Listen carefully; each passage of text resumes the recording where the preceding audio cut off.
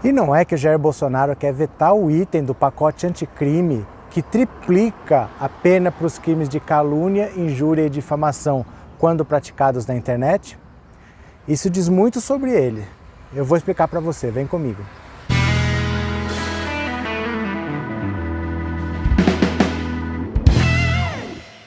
Olá meus amigos, tudo bem com vocês? Que bom que vocês voltaram. Para quem está aqui pela primeira vez, seja muito bem-vindo, muito bem-vindo. Meu nome é Roberto Cardoso. Se você está aqui pela primeira vez, eu vou te pedir para você já se inscrever no canal. Ajuda o canal a crescer, porque assim a gente consegue levar informação para cada vez mais pessoas. E se você quiser contribuir com o canal, do lado do botão de inscrever-se tem o botão de tornar-se membro, R$ 7,99 por mês, e você contribui para o canal produzir conteúdo de maneira independente. Fechou? Hoje eu estou no ambiente aberto aqui, resolvi mudar, só tenho que conviver com esses mosquitos aqui, então vocês não estranhem não, tá? Eu tomo banho, não é isso. O Jair Bolsonaro, ele disse que vai vetar um item do pacote anticrime que triplica as penas para crime de injúria, calúnia e difamação se forem cometidos na internet. Isso era exatamente para quê? Para combater as fake news. Ele disse o seguinte, que ninguém é mais atacado na internet do que ele, mas nem por isso ele acha que isso deve ser crime, porque a internet é terra de ninguém, que lá vale tudo. Então ele é a favor da liberdade de imprensa e que ele é contra esse artigo aí. Bom, tem várias coisas confusas misturadas aí que ele falou. Primeiro é importante a gente ver que ele quer vetar um item do pacote anticrime. Vocês lembram que os bolsominions estavam comemorando a aprovação do pacote anticrime? E eu falei, o que eles aprovaram não tem nada a ver com o que o governo queria. Tudo que o Sérgio Moro queria, tudo que o Bolsonaro queria, foi vetado, foi retirado da lei, o excludente de ilicitude, tudo aquilo saiu. E eles colocaram itens que o governo não queria, como esse que combate as fake news. Ele triplica a pena para um crime de calúnia, injúria ou difamação se for cometido na internet, certo? E ele é contra, e ele disse que ninguém é mais atacado na internet do que ele. Será realmente que ninguém é mais atacado na internet do que ele? Porque assim, se você resolver atacar o presidente, você vai fazer um ataque, porque você é uma pessoa. Né? Mas lá na CPI das fake news, a Joyce Hasselman falou que dos perfis que seguem ele no Twitter, 1.400.000 no mínimo são robôs. Então você imagina, se ele resolver atacar alguém, ele ataca no mínimo 1.400.000 vezes. Como alguém pode atacar mais do que ele? Né? Ele disse, não, ninguém é mais atacado do que eu. Não, ele não é atacado tanto assim, ele mais ataca do que é atacado, porque ele tem um exército para atacar. Então esse argumento dele é furado. Segundo, ele fala assim, a internet é terra de ninguém. A internet não é terra de ninguém. A internet tem regras como em qualquer lugar. Se eu te ofender na rua, se eu te ofender na igreja, na escola ou na internet, é crime do mesmo jeito. A internet não é um lugar onde você faz o que você bem entende. Você está sujeito à lei do mesmo jeito. Então não tem nada a ver esse outro argumento dele. E ainda ele disse uma coisa também que é incrível. Ele falou que ele é a favor da liberdade de imprensa.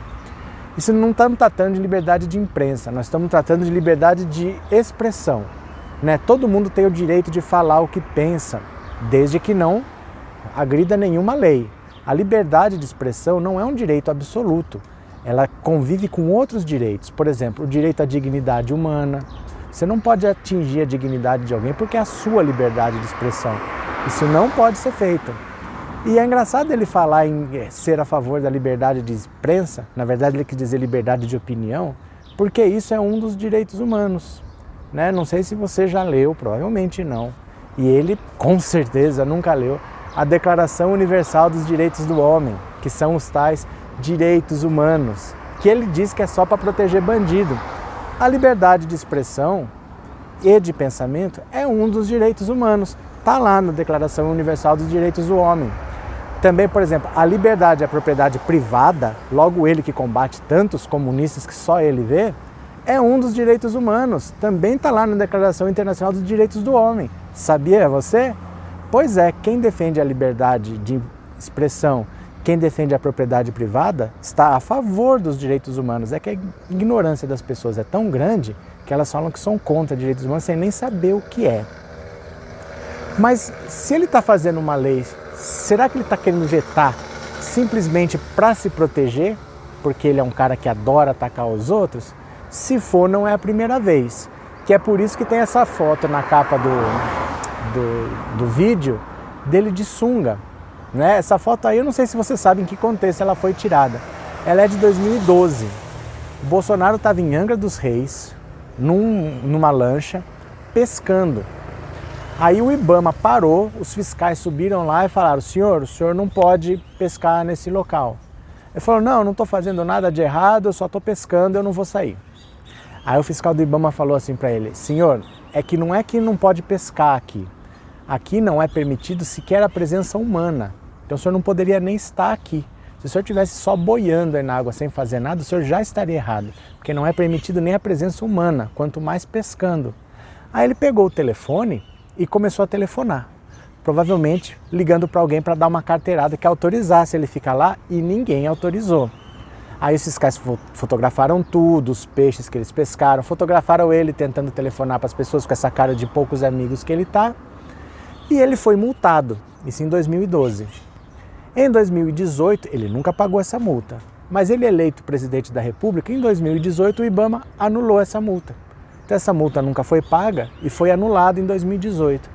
Primeiro ato dele como presidente da República foi exonerar aquele fiscal que em 2012 tinha autuado ele. Ele se vingou do cara que estava cumprindo o dever dele, ele exonerou o agente do IBAMA que o autuou por estar no lugar onde ele jamais poderia estar. E sabe por que eu falo que ele adora legislar a próprio favor? Porque lá em 2012, quando ele foi multado pelo agente do IBAMA, na sequência, ele que nunca aprovou projeto nenhum, ele apresentou um projeto que não foi aprovado. Vocês não vão acreditar qual foi o projeto que ele apresentou. Ele apresentou um projeto de lei que proibia agentes do IBAMA, agentes ambientais, de andarem armados. Assim, faz sentido isso para você? Um cara que é armamentista, um cara que acha que todo cidadão tem que andar armado, que quer fundar um partido com o número 38, que é calibre de arma, ele acha que fiscal ambiental, agente ambiental não pode andar armado. Mas não, ele não está fazendo lei para se beneficiar. Né? Então assim, o fato dele querer vetar esse artigo do pacote anticrime, que penaliza as fake news, as ofensas, injúria e difamação na internet, fala muito de quem ele é. Porque ele, na verdade, essa história de que acabou uma mata, de que agora nós vamos botar os corruptos na cadeia, vamos moralizar, é papo furado. Quando é a favor dele, ele não está nem aí. Se ele precisar rasgar qualquer lei que tiver na frente dele, ele podendo, ele vai fazer. Aí provavelmente o que vai acontecer? Ele vai vetar esse artigo e esse veto volta para a Câmara que já tinha aprovado. A Câmara pode derrubar o veto. E se a Câmara derrubar o veto, morreu. Está valendo e ele não pode fazer nada. Então, normalmente, presidentes normais com mais de 2 neurônios, o que eles fazem? Eles têm uma articulação política. Enquanto está sendo votado, se eles não querem que o item conste, eles negociam para esse item não estar lá e ele ter que vetar. Se ele tiver que vetar, eles negociam para não derrubarem o veto, porque isso é desgaste. Você entendeu? Então, por exemplo, se ele vai fazer 2 vetos, ele vai negociar, fala, olha, passa esse veto aqui, eu retiro esse. Ele negocia para não ter essa situação de vocês aprovam, eu veto, vocês derrubam, eu veto, e a gente sai todo mundo ferido para todo lado. Mas ele não tem articulação, né? Porque ele colocou como líder do governo a Joyce Hasselmann, já tirou a Joyce Hasselmann, botou um deputado do DEM, nem do partido do PSL que ele estava, ele pôs, ele pegou um deputado do DEM para ser o líder do governo.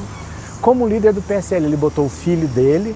Quer dizer, a gente sem experiência, é a gente sem articulação, a gente que não sabe fazer esse meio de campo. Não são pessoas que têm trânsito. Eduardo Bolsonaro não sabe conversar com ninguém. Ele não sabe explicar, olha, é importante para o governo que isso seja aprovado, o governo não gostaria que isso passasse, vamos ver como a gente faz. Ele não consegue fazer essa articulação, ele acha que é na pancada. E na pancada funciona assim. Derrubaram tudo que eles queriam do pacote anticrime e só aprovaram coisas que eles não queriam. Agora ele vai vetar e vão derrubar tudo. A hora que ele entender como que se faz política, pensando que ele foi deputado por 7 mandatos consecutivos, por 28 anos, e não aprendeu como se faz política, mas se ele aprender, ele consegue aprovar alguma coisa, ele consegue ver o interesse dele aprovando. Se não, Em vez de aprovar coisas que são em benefício para o país, a gente fica nessa guerra, que os deputados aprovam, ele veta, derrubam o veto e fica nessa que não se produz nada realmente de importante para o país. Fica essa briga de um com o outro porque não tem articulação política. Ele só está pensando em fazer leis que protejam a ele mesmo. Ele sabendo que ele pode ser penalizado, ele vai lá. Os deputados não vão deixar e vão derrubar o veto dele. É incrível, mas nós estamos entregues a esse tipo de gente. Vamos ter esperança porque as coisas precisam mudar. Temos que pressionar. Fechou? Então é isso. Foi um vídeo num lugar diferente, mas está valendo. Um grande abraço para vocês e eu já fui.